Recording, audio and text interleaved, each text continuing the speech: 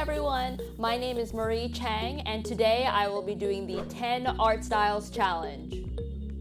I'm doing this challenge a little bit differently. I'm going to draw myself instead of a character, and instead of wearing the same outfit in every style, I kind of wanted to mix it up a little bit. So this is my take on that challenge. This is my natural style. I love drawing creepy, cute, kind of weird things. And I usually draw in black and white. I like to emulate drawing on paper as much as possible. And I usually draw sequences of images. And I like having a comedic punchline at the end of them. So here you can see me drawing myself, my version of a self-portrait, and I am transforming from an appealing woman to a golem gremlin creature, my true form. The first art style that I'm going to try is Big Mouth. I really love Big Mouth. I think it is such a funny concept, and I completely remember when I was in middle school and like super awkward looking, too weird to be a real adult or a little kid, and I remember trying out for basketball and being like, I'm gonna make this my thing. So for my character in this art style, I drew myself as a wannabe basketball player. This is me in my uniform with my braces and my glasses that would fog up during practice. You'll notice here that I changed my hair a little bit because it was looking too similar to Ali Wong's character, but I like using reference because it's rare that there's other Asian characters in animated TV, and the fact that there was, I was just so excited to use her as a reference, and here you go. This is the final version of myself in the Big Mouth art style. The next style I'm going to do is Bob's Burgers.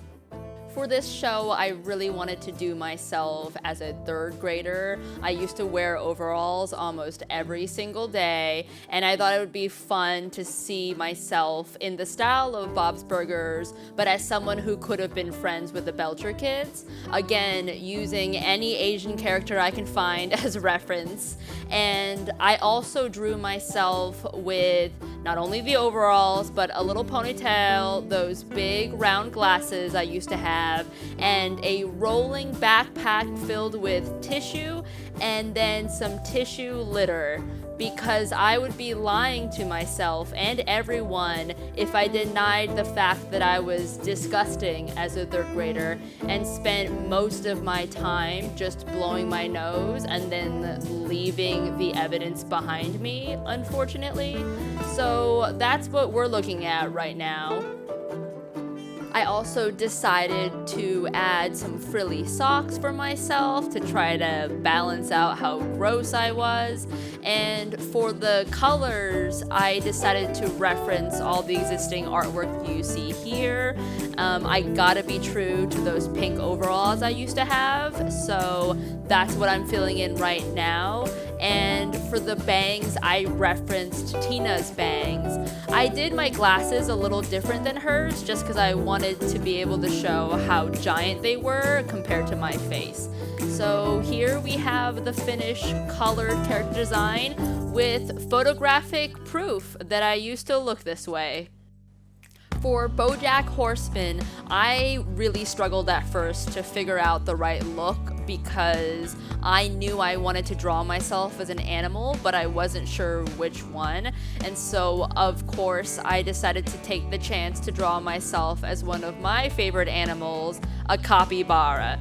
Capybaras are the world's largest rodent, and I love them. So I drew myself as a capybara holding a boba milk tea, which is pretty much my essence captured in a drawing. I decided to reference a lot of Diane's existing character designs, as well as a lot of stills from other episodes, just to make sure that I was getting the colors correct and also getting the very specific proportions correct. You'll notice that I have these tiny little hands but a fairly large head, and then relatively anatomically correct body proportions. So this was something I wanted to keep in mind. I also decided to give myself a Thai tea. Oh, it's a milk tea, surprise! Here I am as a capybara person. Drawing myself in the Cowboy Bebop style was by far the hardest for me. I tend to draw a lot more cartoony stuff, as you saw earlier, and so this was really out of my comfort zone. Not only that, but I don't really draw myself in action poses very often, and this look and the style was just so different. I had literally never tried to draw this way, so it was really hard, and it took really long, and I gave up a lot before going back to it. But I referenced a lot of the female characters in the show. I am obsessed with Ein, the corgi. I love corgis, which you will hear more about later. But I tried to keep the pose simple enough, but still make it look like it would fit the show. I substituted a gun for a Nerf gun because that's the only time I've held the gun, and I wanted to be true to life in some way.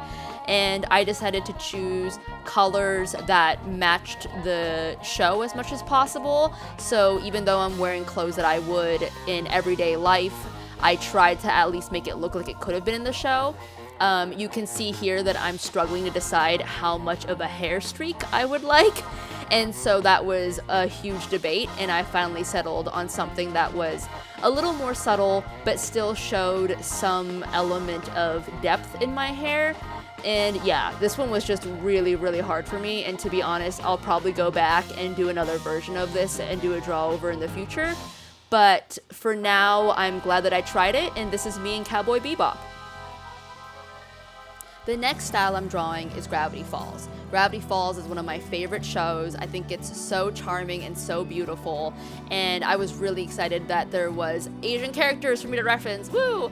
So I used that, as you can see here. I'm drawing myself wearing overalls because, again, that's all I wore as a kid, and I would like to think that I could have been friends with Mabel, maybe. So I decided to draw myself at that time in life, and kind of imagine myself in that world. I started off with just lines that don't have any line weight at all, and then I went back over and did a more thick to thin ink over it once I had the shape down. And then you can see as I'm coloring here, I eventually erase the lines for the blush because it's just a better fit for the show. But I do that often where I'll just put some of the lines down, and then when I realize I don't need them or they don't match, just erase them. So this is kind of my process, and I'm pretty happy with how this turned out. I like the shoes. This is me with a possum as a kid, and this is me in the show Gravity Falls. I was really excited to do Invader Zim because it's so different than all the other art styles and the other shows that I've done. As you can see here, I didn't even try to draw myself as a human in this world. I was like, I'm just gonna try to make myself look like my version of Invader Zim himself. So that was really fun. For this version, I went straight into doing lines that had a thick to thin, a line weight to them. I decided that I could just give it a shot, and it kind of worked out, so I got lucky there. And I actually redesigned this a couple times because it was hard to get the exaggeration of the expression correct and still keep the proportions. And to be honest, I don't know that it's perfect. You know, the designs look different from the original than they do the newer movie, and I kind of just mixed them together. I don't actually think that I chose one or the other, but I was excited to keep this little polka dotted shirt that I had as a kid and transfer that into a little dress. And here I am choosing colors. I, again, couldn't really decide which colors to do, so finally I pulled out some reference, which I should have done earlier, and you'll see me doing that shortly, just to make sure that they fit that world. There we go. That's the reference. So this is kind of what I landed on, and I think I'm pretty happy with it. I like this show, I like this design, and it's pretty true to who I am. The next art style I'm going to draw is Over the Garden Wall. I really love this show, and I was really excited to go back to doing a cartoony style. This show is deceptively simple looking, as I learned when I was drawing it, and I had a lot of fun giving myself a pet based off of my real life pet, Archie the Corgi. I decided to borrow from a lot of the existing costumes that they included for their characters, and also maintain a little bit of that rough around the edges vibe that I think is accurate to who I am, if you hadn't noticed that already from the previous voiceover. But yeah, I made my hair a little bit straggly and decided to give my corgi a hat, because my corgi pet would definitely be the classier one of the two of us. And I'm really happy with how this turned out. It actually looks a lot like me. For Rick and Morty, I wanted to do a lot of research because I think it's one of the most recognizable art styles, and I wanted to make sure that my character really looked like it could be in the show. There's a really helpful YouTube video showing you how they draw their characters, so I'll link that below. But I had a lot of fun drawing my head in the shape of a pill and then figuring out what I wanted to be doing. No surprise to anyone, I am drinking boba milk tea, because what else would I be doing? I mostly referenced summer here just to kind of get an idea for body proportion and the expressions.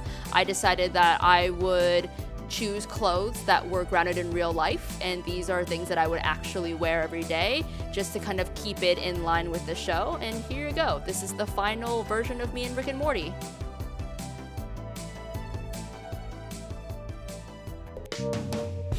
For the 10th and final art style, I wanted to do Scooby Doo because this is a show that I grew up watching a lot. There's been a lot of iterations of it, so the art style has certainly changed, but I wanted to reference the Scooby Doo Where Are You TV series, so that's kind of where I tried to keep the look consistent with. I decided to use this photo of myself and just keep the outfit very similar as is. I changed my shoes and I gave myself socks just because I felt like it kind of fit the show a little more. And then once I finished that, I was able to just do some final tuning and final adjustments. Something that really threw me off was that my eyes wouldn't be colored in white. Also, the mouth was really hard for me to get, which you can see me struggling here to figure it out. But once I finally got it, oh, that's a terrifying mouth. But once I finally got the mouth down, I started to look more like I actually belonged in the show. And here's the final drawing.